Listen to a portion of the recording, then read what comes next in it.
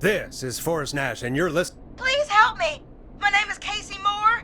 I'm at 25 Nancy Drive. My best friend's been stabbed. He's bleeding everywhere. I don't know what to do. Please help me. Is he still breathing? Yeah, but he's bleeding out fast. I really need help. Please. Take a breath. We'd been out at the reservoir. We were heading back to his place when we heard this whistling all of a sudden. He just started freaking out. He screamed at me, told me to hide. I'd never seen him like that, and I just panicked and ran and hid in a bush. Oh no. Forrest. Then what happened? He went up the road and talked to someone. I couldn't really hear or see anything. It sounded like he might have known the person, and they just stabbed him. Casey, was his attacker the whistling man? The who? They had a mask and wore all black? That's all I know. Please, we need help here. I'll get you help, but I need to know. Where did the masked person go? They left. They left him to bleed out. I waited until they were gone, then dragged him into the garage and called 911. Wait, why didn't she make sure he was dead? I don't know. I think I heard them say something like, "It's not so funny now, is it?" Before they left, but please, he needs to get to the hospital. I can't drive, so we need an ambulance. Forrest, the ambulance was destroyed in the explosion at the gas station. You should get all the info you can. What's your friend's name, Casey? It's Jason Parker. Can you tell us where Jason was stabbed? They stabbed him in the stomach, and then stabbed him again in his leg when he was on the ground, and it's... Oh, the knife is still there in his leg! We'll be right back. Peggy, patch us through to the hospital. On it. Phoning St. Gabriel's now. Switch to line 2. Hello, St. Gabriel's Hospital. How can I help you? Hi, this is Forrest Nash from 189.16. We have a stab victim at 25 Nancy Drive named Jason Parker. He's been stabbed in the stomach and the leg. He's bleeding heavily. Oh God, I'm sorry. But the ambulance is... well, you know. I know, but please, we need something, or he's going to die. Forrest, Listen, you're going to have to get him here. We need to see him, and we can't get there ourselves right now. We don't have any way to drive him right now. And even if we did, he's bleeding out fast. All right, listen. We need to buy him time to get here. That means stopping the blood first, and then finding someone to stabilize him. To stabilize him, you really need someone with first aid training. Do either of you have any? No. Me neither. Damn it. I'm really sorry about this, but I have other patients who can't wait. All I can do is talk you through the procedure as quick as I can, and then leave the rest to you. You think you can handle that? Hit me. I'm sure we can handle it. Okay, from the top. If he's bleeding out, then you need to get him comfortable and try to stem the bleeding. Lay him down. Apply continuous pressure directly to the affected areas. When the bleeding slows, get a clean cloth of some kind and hold it over the wounds. Get them comfortable. Apply pressure. Clean cloths when slowed. Got it, I think. You said he was stabbed, right? If the object he was stabbed with is still in him, don't take it out. It's stopping the worst of the bleeding right now. If anything, you should secure it so it stays where it is. I wouldn't have thought of that. It makes sense, though. God, that was a lot of info. But I think we can handle this. Glad you got it so far, because there's more to go. I'm still with you, Doc. What else do we need to know? If he's lost a lot of blood, he may enter shock. If he does, act fast. If you applied a cloth and it's bleeding through, don't remove it. Just apply another on top of it. If it's safe, elevate his legs to get blood circulating to his vital organs. Try to keep him warm. Get him to rest and reassure him. We need the patient to stay calm. All right, don't replace bandages, elevate his legs, keep him warm and calm. This is a lot. I'm really sorry. That's as much as I can give you right now. Try to stop the bleeding, find someone to get him stabilized, and get him here as quick as you can. Good luck. All right, Forrest. Casey's still on line 1.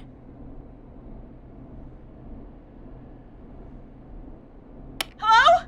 Hello? Forrest,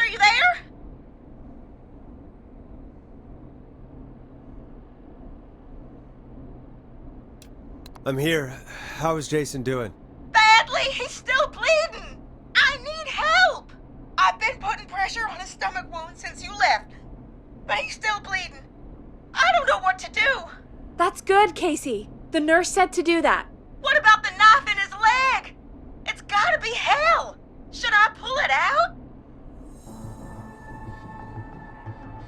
Yeah, that has to be incredibly painful. We should definitely get it out of him. All right. Here goes. Jason, just hold on. Wait, I was reading my notes. Did you say pull the knife out? Oh, God, help! I pulled the knife out and the bleeding, it's getting worse. It's... Quick, Casey, we need pressure on the wound. Do you have any sort of cloths nearby you could use? Yeah.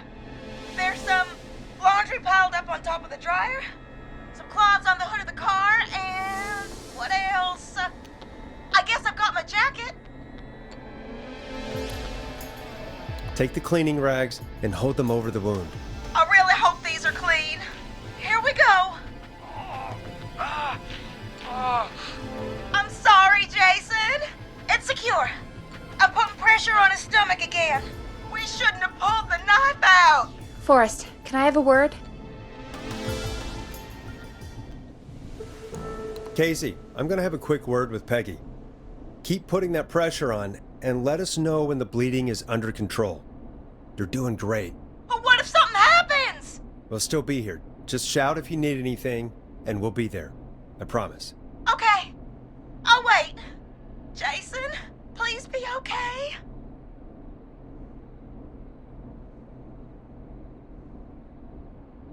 What's up, Peggy? We can't stay on the line with her all night. Dawn is still out there. What if other people need us? You're right. She's probably on her way to her next target right now. Exactly. And you heard the nurse. We need someone there with training who can stabilize him.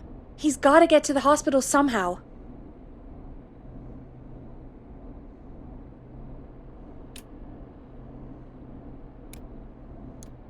Could somebody nearby help them?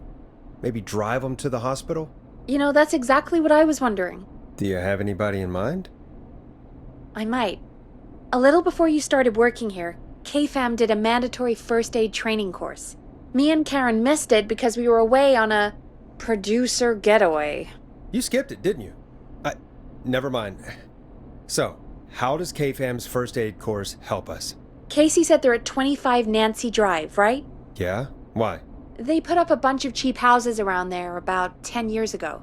So a bunch of people here at the station live around there. Do you think any of them could help Casey and Jason? Probably, but I don't know who lives there. And since I missed the training day, I don't know who knows first aid. Could you call them and ask? I don't know everybody's numbers. I've only ever called Karen. Everybody's personnel info is probably in Reggie's office. Got it. I'll look through their files in Reggie's office. It's a life or death situation. I'm sure they won't mind. Right. But there are a couple of problems with that.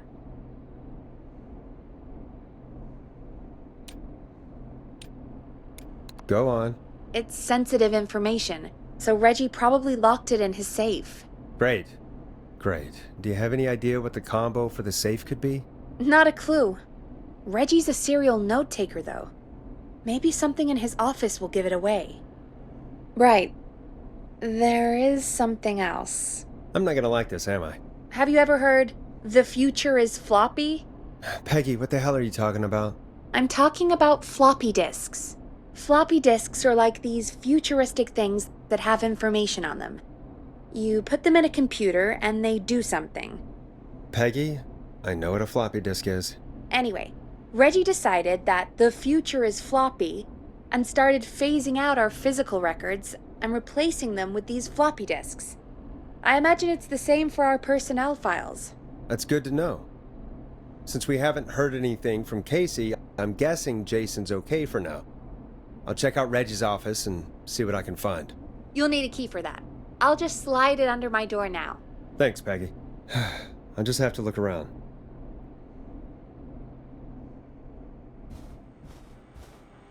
Good. I'll patch my mic down to the office, so you'll hear me over the intercom.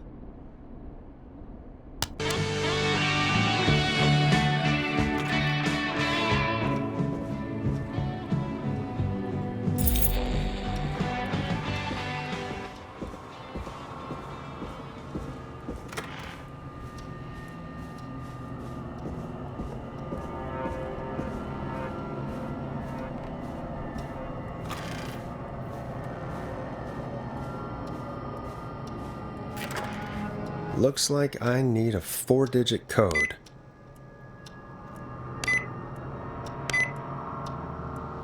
Nice.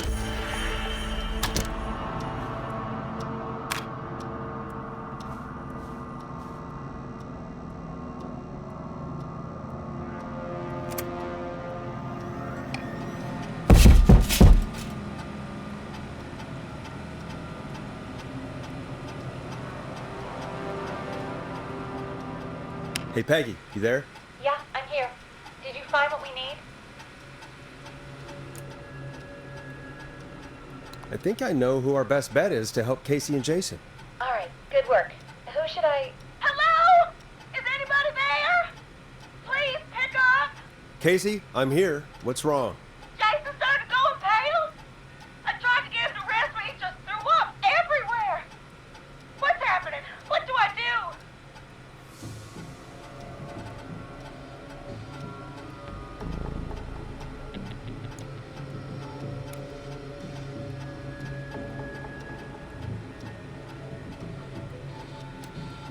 Were you guys drinking earlier?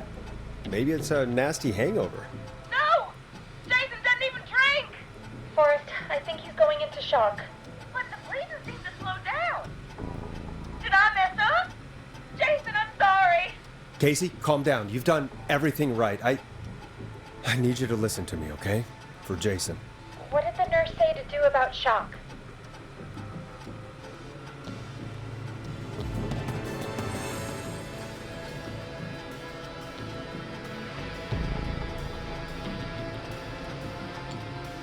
Casey, I need you to prop Jason up. We need to raise his wounds.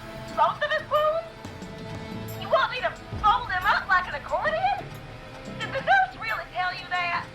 That doesn't sound right, Forrest. We really need to be careful. If we get anything wrong now, then I'm looking at my notes. We need to get Jason as warm and comfortable as possible. Do you have anything you could use nearby, Casey? Yeah. I still have some laundry next to me. I'll wrap him in some blankets. Just give me a second. Sorry. Jason's bleeding through his bandages.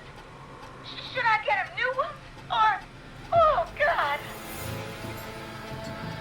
That's right. You need to carefully remove the bandage and quickly replace it with a fresh one. What do you have nearby? I've used the rest of the laundry to keep him warm, so... I'll use my jacket. I can always get a new one. I'll fix his bandage and get him warm. Hold on, please.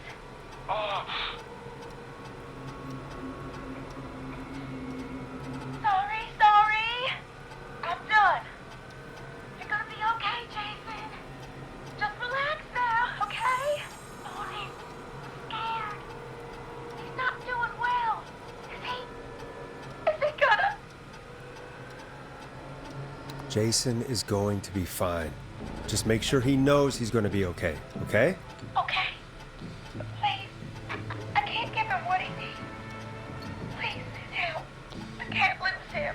All right, Forrest, we need to hurry. Jason doesn't sound like he's doing too well. You said you knew who to call earlier? Who was it? Brad's our best option. He lives on Axdown Lane. His number is 542-4298. Brad? Ugh. Forrest, Brad? Are you sure there's nobody else we can call? Look, I know you aren't Brad's biggest fan, but this isn't about you or Brad. It's about what's best for Jason. Fine, you're right. I just need to remember this is for Jason and Casey. Jason and Casey. Peggy? Yeah, I know. Calling now. Bradley, it's Peggy. Something's happened and I need you... No, I don't need you as in... Bradley, quit being an asshole and listen to me. Shut up for once and listen! Somebody has been stabbed and they need your help. Yes, stabbed. At 25 Nancy Drive. There's no ambulances. They need help ASAP or they won't make it. Bradley, yes, I know you're just a food critic, Bradley, but, ugh. I'm here with Forrest, and he said you were our best bet. You were at the KFAM first aid session, right? so you at least have some training. Sure, but even still, you're our best bet. Thank you. Remember, you're looking for Jason and Casey. Well? I don't know. He was pretty upset about a fight with Barbara. But at least we have a volunteer. All right. Well, we better let Casey know what's going on. Hello, Casey. Are you there? How are we doing? Bad. Jason seemed really weak, and then just started thrashing. What about now? Is he still thrashing? He's passed out. Please tell me you found someone to help. Casey, help is on the way. My colleague will be there soon. You hear that, Jason? Someone is coming. You're gonna be just fine. Just hold on for me, okay? Just hold on. Come on. That must be them. Okay. Forrest, we'll call you back later. I have to go now. Good luck, everyone. God, I hope he's gonna be all right. And with that, the show moves on. We're sending our best wishes to Jason. Well, after all that excitement, I think we could use some music.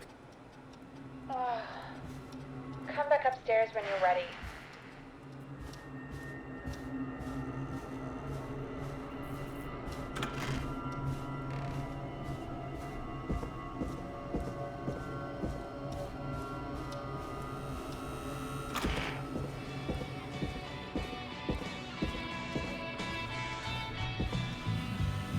It's getting pretty late. This might be your last break for the night, so try to enjoy it. Give me a buzz when you want to go back on air. Let's roll. You got it. We've got another call coming through, too. Oh, we have another call coming in. But, hang on. What's up, Peggy?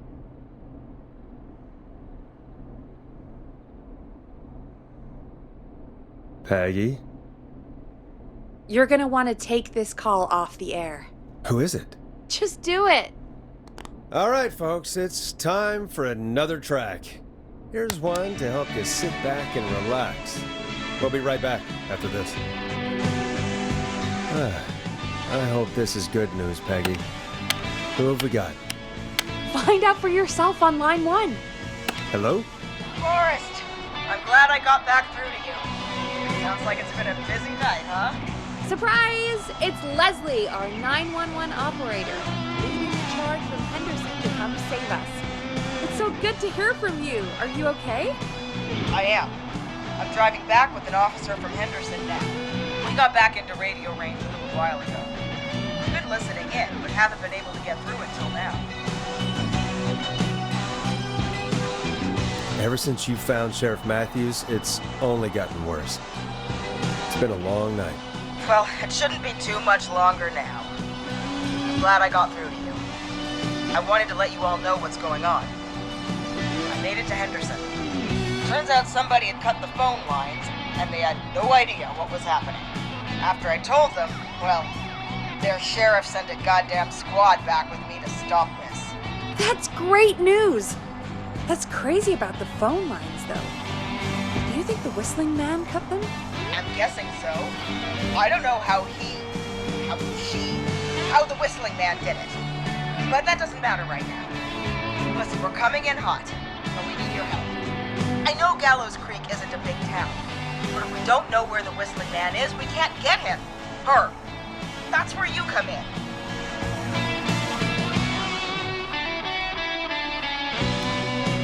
You can count on us. What do you need? It might be a long shot, but here goes. The Whistling Man already called up a few times. I bet she calls again. We're still a little ways out of town, so if she calls, stall her. Buy as much time as you can for us to get in.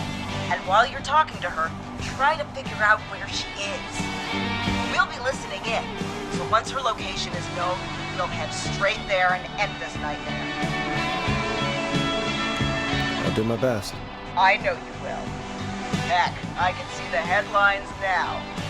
Forrest Nash's interview of a lifetime. Anyway, I'll radio the other cars and tell them the plan is a go. Hopefully the next time I see you, it'll be with our killer behind bars. Take care. We'll see you soon, Leslie. Thank God. It sounds like this is almost over. We're nearly through this. Best we don't waste any time then. Let's get back on air. You got it. Okay, Forrest, shut the music off. Bringing you back live now. Welcome back to The Scream with me, Forrest Nash. The line is lit up, but before I get to our next caller, I just want to say things are looking up. It's almost over. But for now, let's bring in our next caller.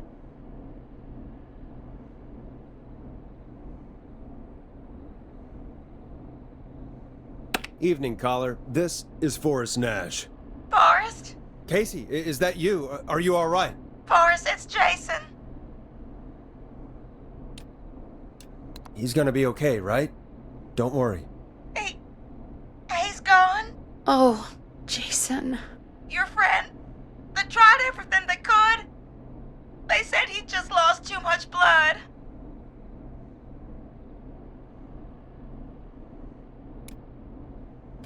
Are they still with you? Can we... Your friend? No, they just left. They seemed really shaken. I'll have to call them up tomorrow. I can't believe he's gone. Could I have done more? You did everything you could have done. You both did. I'm sure Jason knows that. Thank you, Forrest. I really hope so. Hey, guys, I'm really sorry, but there's a call on the other line. I just need to make sure we don't have another situation brewing. It's all right, Peggy. I understand. Do what you need to do. Thank you, Casey. I'll be right back. Forrest? Yes, Casey? Before Jason passed out, I asked him who did this, and I think he knew who attacked him. Are you serious? Yeah. He said it had to do with a boy named George Barrow? He mentioned him, the boy who drowned. I guess that's what Jason said. He said that George died during, God, what was it? Whistling night? Some kind of prank night. And that the person who stabbed him wanted revenge for George. Casey, are you absolutely sure this is what Jason said? Yeah, I think so. Jason still seemed with it when he was telling me. So I don't doubt what he said. Did you say Jason told you who the Whistling Man is? He did. He said it was a woman. They went to school together. Somebody called What? What happened? Are we still on air? No, we're not. Seems like the power is completely gone. How do we get it back on? I don't, we can use the emergency generator down in the basement. Reggie picked it up a while ago in case we ever needed to do an emergency broadcast. An emergency broadcast? Emergency? You know, nuclear war, alien attack, broadcasting a serial killer's location to the cops so we can end this nightmare. Fair point. It's in the storage area in the far back corner, up on the wall. You might have spotted it earlier when you were digging around for all those tapes. It'll have a big red button. Just press that. I'll see you when you're back.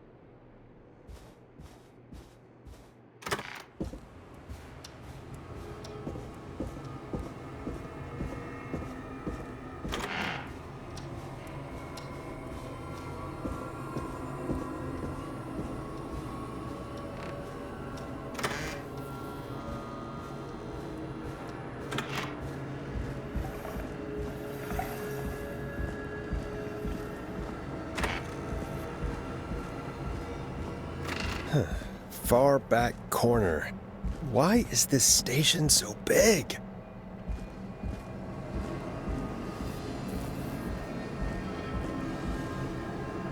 That must be it. Boom! We've got power.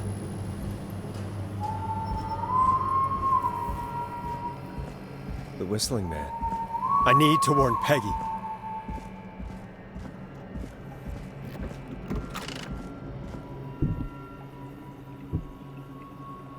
Peggy, are you there?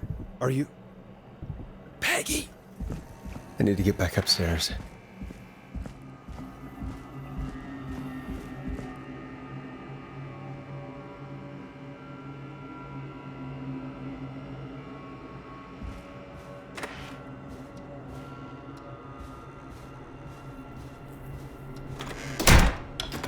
The hell?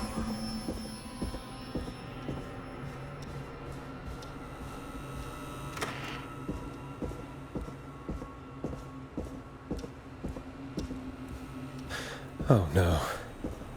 Peggy! Where'd you go?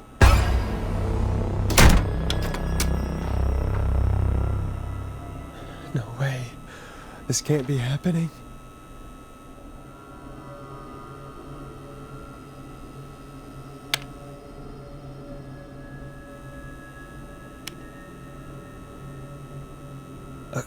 A call.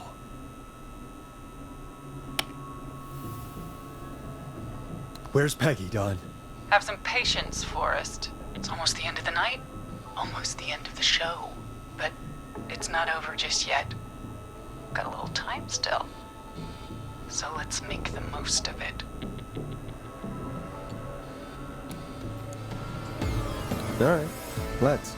I'm happy to hear that. Huh? I thought we'd end tonight's Whistling Man special with a special guest. The one who started it all. Oh, let me take that out of your mouth and... You crazy bitch! Let me go! Welcome to the air, Mr. Teddy Gallows Jr. Wait. It's all gonna come out tonight, Teddy. Your daddy and his money saved you 20 years ago. But even if he crawled out of his coffin with all the money in the world. Wait, where the hell is Teddy? How are you talking to him if you're here with me? Because I'm not there with you, Forrest. I'm here with Teddy. And if he says where that is, well, he knows he'll get it. Wait, then who am I looking at? Forrest Nash, let me introduce you and all of Gallows Creek to my boy, Henry Barrow. Hi, Henry. Nice to meet you. Don't mind him. He's just shy. So there were 2 whistling men tonight. Of course. That explains how you were always able to get around town so quickly. Hang on. Did you say Barrow? Then are you? Let me just get this mask off. Damn uncomfortable thing. No wonder Mooney went crazy wearing this. There we go. Marie?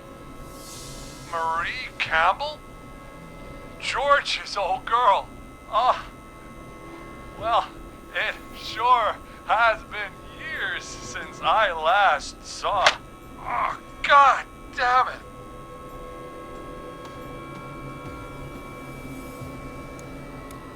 Where are you going with all of this? Everyone's gonna know now what Teddy did. He killed George that night. This night. 20 years ago. Listen to me. You... Ah! You're gonna talk when I talk to you. And not a moment before. And you're never gonna talk again, Forrest. I considered having you help me blow this whole thing wide open, but... you didn't really sell yourself too well tonight. All right. I'll just get going then. Henry, honey?